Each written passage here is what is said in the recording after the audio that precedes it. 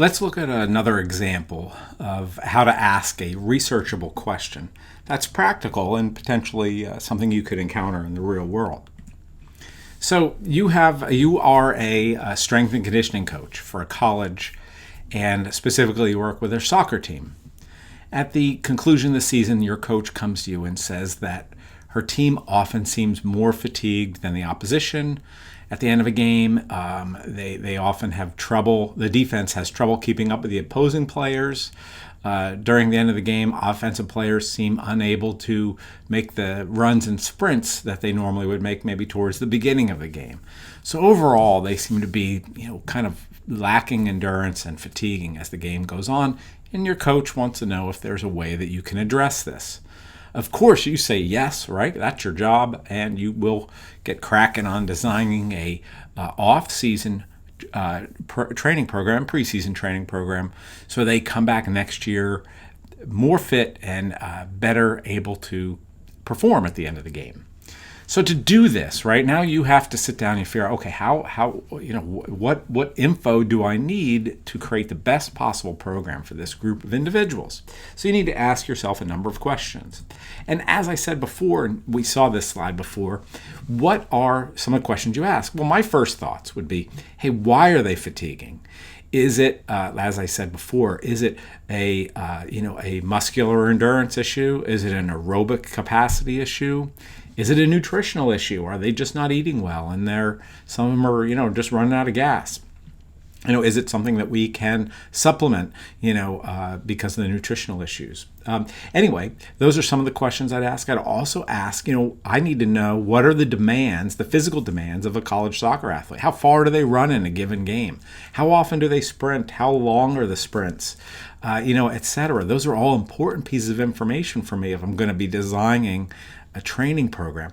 I also want to know what are some of the techniques that we can use to enhance, sprint endurance and aerobic performance during the length of a soccer game.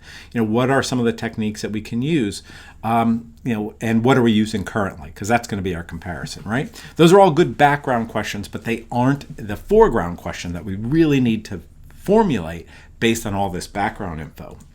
So creating a foreground question, remember, we need the population, we need an intervention, we need a comparison, and we need an outcome. And we don't have to have a time, but if there's a time, we can include that as well. So feel free to pause the slide here if you want the presentation. And based on this scenario, your role as a strength and conditioning coach, what are each of these parts of your question? Well, did you come up with answers to each of these? It's pretty straightforward in this situation. Obviously the population are college soccer athletes. You might want to specify gender.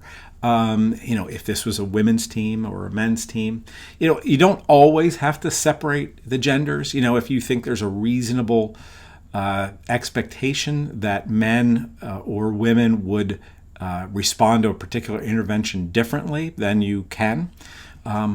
You also, an example for your population, I say college soccer athletes. If it was a study that was done on professional level athletes, would that be something still of interest to you? Probably, right? But soccer is probably more important than some of those other factors because soccer has very different demands than maybe football or a track athlete, etc. Intervention. Here, we want to know about a sports-specific interval training program. During our background search, we found that there's a lot of, potential, not necessarily peer-reviewed research, but a lot of people were mentioning doing interval training for soccer, which you think makes kind of sense because soccer is very much an interval sprinting sport. It's kind of a lot of walking, jogging around, interspersed with quick sprints of varying lengths, right? So you want to use a sports-specific interval training program. And you want to compare it to your traditional endurance training program, whatever you've been doing in the past. So that's what you're going to compare it to.